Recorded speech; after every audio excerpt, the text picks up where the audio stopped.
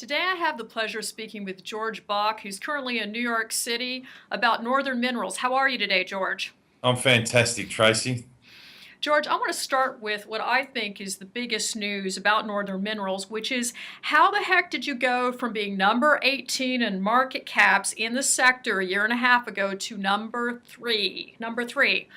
How would you like to answer that? Yeah, look, Tracy. It's been a really interesting last 18 months, as you mentioned, and sort of reflect on where we've come from and where we are today. I think in the second half of this year, we've started to really get the recognition of getting all our licensing in place, getting the pre-feasibility study complete, been successful with fundraising. So I think it's all coming together and the confidence is there. And, as we've talked about in the past, the centerpiece is the xenotime and the ease of separation. So I think people are starting to see the emergence of Northern Minerals, but, the licensing of that has, I believe, really put us forward. All right, so for all of our audience out there, if you've been following Northern Minerals, I think Northern Minerals is a great example of how actually maintaining a relationship with your shareholders works. I think you put out 29 news releases since January. Is that correct, George? That's about right, yes. All right, and so I don't really know how to pick apart the highlight because I picked out your most recent drilling results, the update on Browns Range project, the capital towards achieving your pre-feasibility study was big news, your environmental approval. Where would you like to start? I have to be careful, Tracy, because I'll end up going through all 29 of them. So I think the ones surrounding the licensing were quite instrumental because definitely as you're heading towards the back end now, looking for the large amount of Capex to build the project, the financiers are really making sure that you're shovel ready. You've got the approvals in place. So I think starting off the tier one, the real key ones has been the environmental approvals. The mining lease granted, the native title agreement approved, and then the pre-feasibility study has really put the economics around it. So I would centre around those ones as being the real highlights of 2014. All right, so let's go right into the pre-feasibility study. What's our timeline right now? Because we know you're an aggressive worker. I mean, I get emails from you at 3 o'clock in the morning, 3 p.m., 24/7. So what is your schedule for this? Okay, so Tracy, our aim now is to complete our feasibility study by February 2015. As you mentioned at the start, myself and Mark Torrey, our CFO, are on the road in New York as we speak, looking for the 400 million Australian dollars, so about 360 US, to get the funding package to take us forward. The board will be evaluating funding packages in the first quarter of 2015.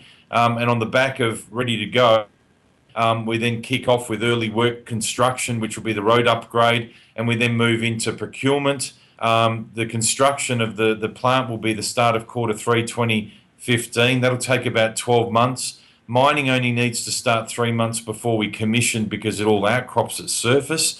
So we're planning to commission in the second half of 2016 and have product to market by the end of 2016.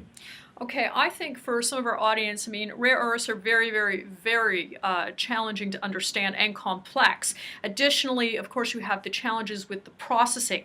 Now, the reason your Capex and OpEx prices or budget seems to be lower than some of your competitors has to do with the xenotime mineralization. Is that correct? Yeah, that's correct, Tracy. I mean, you combine the xenotime mineralization along with the simple host rock, which is about 89% silica, and where we have a real competitive advantage in terms of our capital is the fact that we can upgrade our ore to an intermediate product that feeds our hydrometallurgical plant of a 30-time upgrade.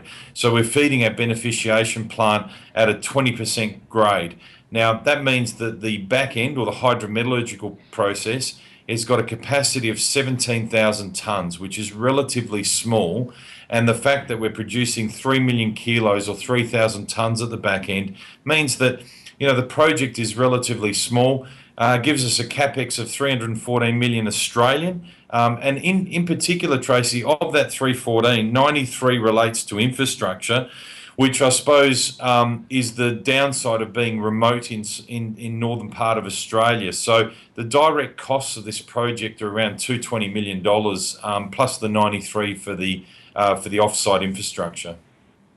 Everyone is discussing the processing revolution, as Jack Lifton is calling it. Can you talk to us a little bit about how you're planning on powering your technology? I believe those are the words from your PowerPoint.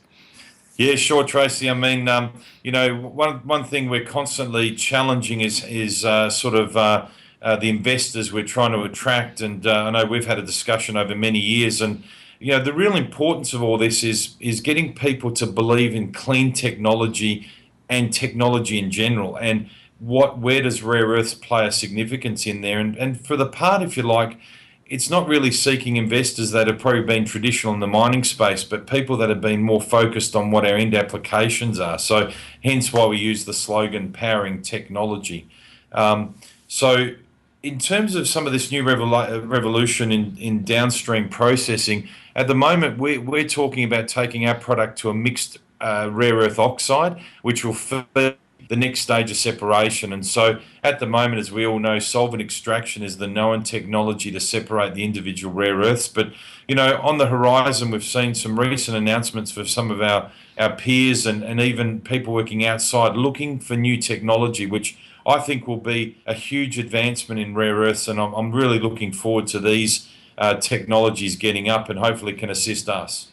George, I want to ask you one more question just to prove that you do know what you're talking about and also get our investors even more excited about the rare earth industry. The announcement this week between China and Australia for the free trade agreement and the recession in Japan should positively impact, I don't know, an Australian-based heavy rare earth leader in Australia. Can you talk to that? Yeah, look, Tracy, I think there's been some huge advancements in Australia. As you mentioned, we had the G20 in Brisbane, and the announcements that came out of that summit was that we've got the free trade agreements with China. There looks like there's going to be an easing in relation to foreign investment in Australia, and that'll be put to the government to move from the circa $200 million thresholds to sort of the $1 billion mark. So in terms of funding, that's going to be more flowing between Australia and China, I think, is only going to enhance investment opportunities in Australia. And look, we're seeing that the Chinese are by far the most interested, enthusiastic, participative in the rare earth space today and in the last number of years. And I think this recent announcement in Australia will definitely put Australia in a very good position with our neighbouring partners.